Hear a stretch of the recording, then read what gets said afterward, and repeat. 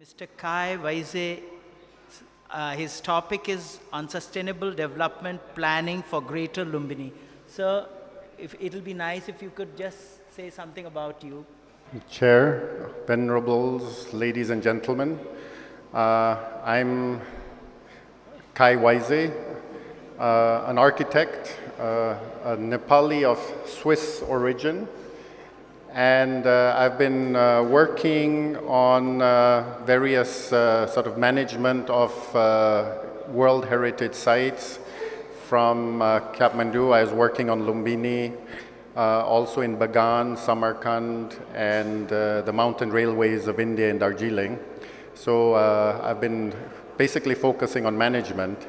And my presentation today is going to be on the need of a larger scale regional planning for Lumbini. I was just asked while having tea whether I will be presenting the same PowerPoint that I showed in 2008. And I said, no, I've changed it slightly, but more or less we were discussing the topic since 2008, and we still have to get started on the project. In the meantime, we've worked on regional planning in Bagan in Myanmar, and I'll be presenting sort of our experience that we had in Bagan and Angkor, and then just as a conclusion try to explain the need of this regional planning for Greater Lumbini. So as we know, this area spans sort of across a larger region than just Lumbini, and we know that we have the sort of the Shakya Republic in Kapilvastu, and the Kolia tribal area in Novalparasi area. So this sort of spans a certain area which we have been calling Greater Lumbini. There might be other better ways of naming this area, but more or less we've sort of defined an area which is about 85 kilometers by something that between 25 to 35 kilometers. So it's sort of a defined area which we need to look at. And I must say this is something I prepared in 2008. So since 2008, we've been trying to do something here. On the other hand, again, 2007, this is a planning that was done at the central government level. We have, all kinds of planning areas around Lumbini, which includes this urban corridor. We have industrial development. We have, prioritization of various developments, which might not be compatible to the concept of that we have of conserving Lumbini and the Greater Lumbini area. So at the time, I also did a little bit of research on development indicators. This is much too small for you to read. It's too small so that you cannot read it. But I'll just explain that the challenges that came out of these development indicators was that we had sort of issues with child labor, illiteracy, child marriage, education, health, forestry. But the potentials were really farming, the road density, and cultural heritage. And with these indicators, it's quite clear that, the potential is cultural tourism and farming, which is something that needs to be developed in this area, which then becomes the basis for the improvement of the livelihoods of the community. So whenever we look at this, we have to look at it not just in the sectoral way of saying, okay, tourism development or conservation of cultural heritage, but it has to be linked to the overall sustainable development of the region, and this comes with education, with health, and improving the livelihoods of the community. So, sir, some of the planning that's been going on around Lumbini, we have this plan that came and was developed here, a 1 by 3 mile plan that has very little to do with its surroundings. Then we have very recently a municipality that has been defined. Now, these are all different management systems that are being overlaid with very little coordination. And I think this is really an opportunity to be able to look at these different plans and try to find the coordination between them. And of course, we have an extra one, which is the plan prepared by Dr. Kwok, which the government is also seriously discussing parallel to municipal planning, which is absolutely not compatible.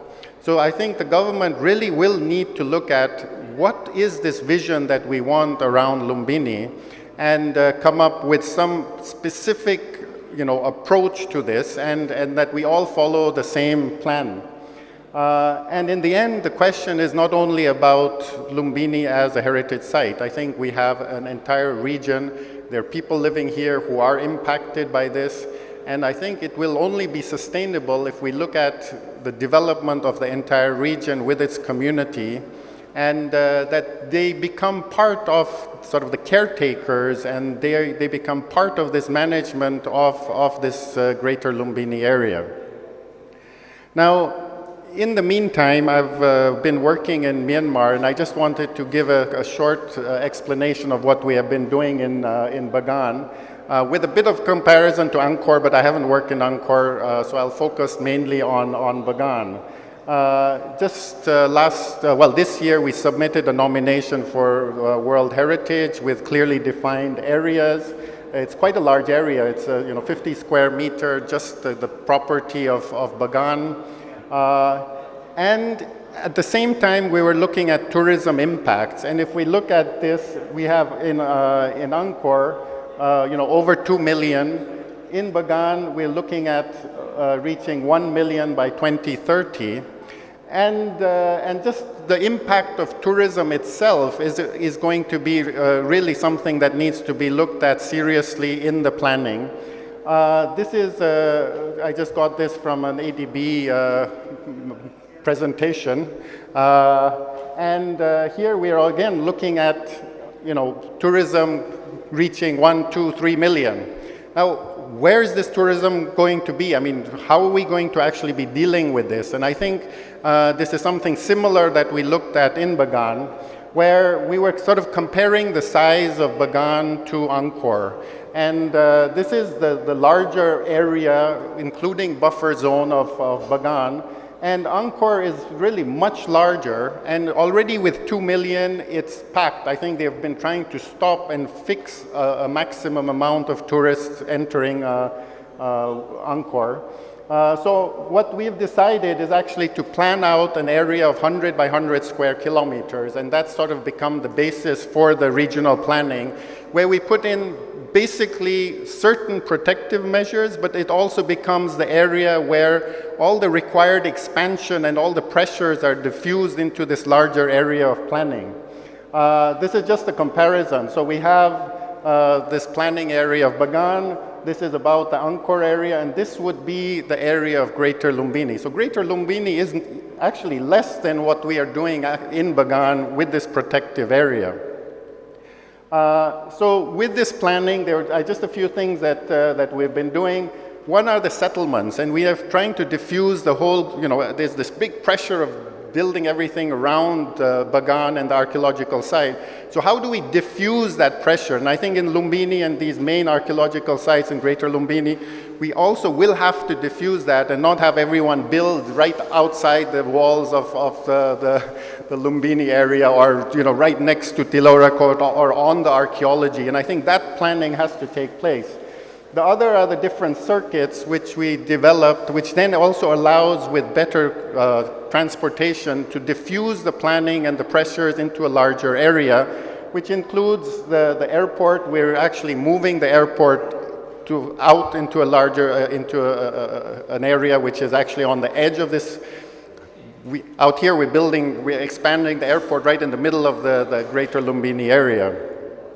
The other is using, railways and other forms of transportation, really looking at it. If you have a good transportation system, the tourists can live 30 kilometers away, 40 kilometers away and get to the site, without any problems within a short time. That can be the same with community, developing of settlements.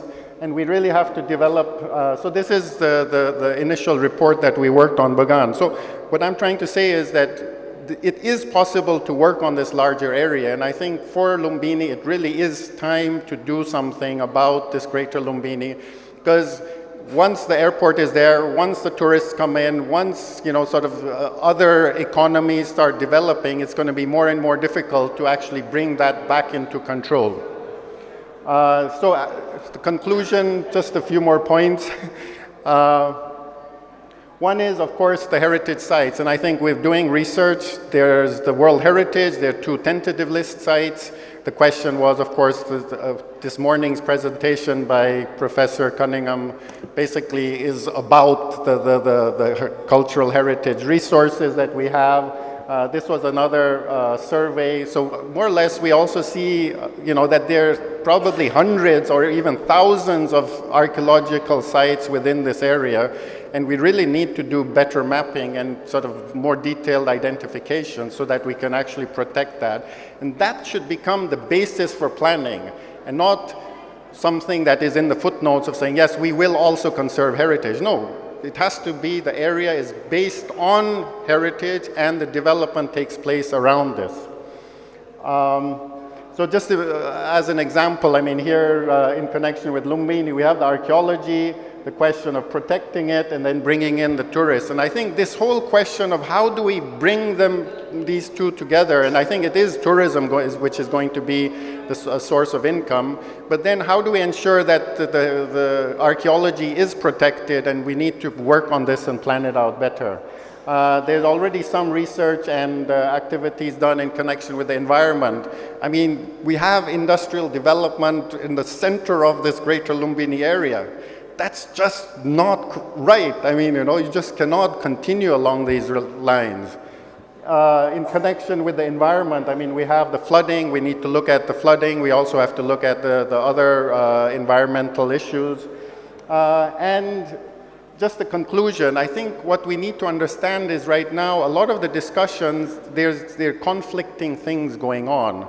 We're looking at regional and urban planning. Who's responsible? Is it going to be done by the central government, the regional government? Are we talking about municipal planning? There is the planning that's being done by the Asian Development Bank, but I think there are other sort of projects that are going on. Is this coordinated?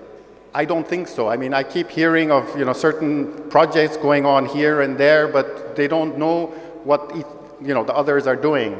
We have planning around Lumbini. We have the Tange plan, we have the Kwak plan, and we have the municipal planning going on parallel. Then we have the industrialization, and again, the question is, can we control it? Now, if we try to control it on this side, I've heard that the trend is to actually start building industries towards Ramagram. Somewhere we need to stop it in the entire area. And then we have the tourism planning, of course, which is going on at different levels. I'm involved in one. I know that ADB is involved, is preparing a tourism plan. There's, all this is being happening, but without really planning it in respect to a sustainable plan, which could be, which will ensure that we can have 1, 2, 3 million visitors here, pilgrims and, visitors who will help develop this area. And then, of course, the cultural heritage management. And I think here some work, of course, has been done, but I think we need to do much more research. And there's so much potential in this. And so the conclusion is we need to have one coordination plan. And I think we really need to work on this. There's such a lot of potential. There's so much that we really need to ensure that is conserved. There are many opportunities, but we have to coordinate all our projects and work together on that. Thank you. Thank you for the wonderful presentation, Mr. Weise. You gave in 3 sections how the sustainable development of planning for the greater Lumbini is taking place. And I am so happy that all this, if it functions out properly, it will be making things so convenient for the devout who are coming to enjoy this serenity. Thank you.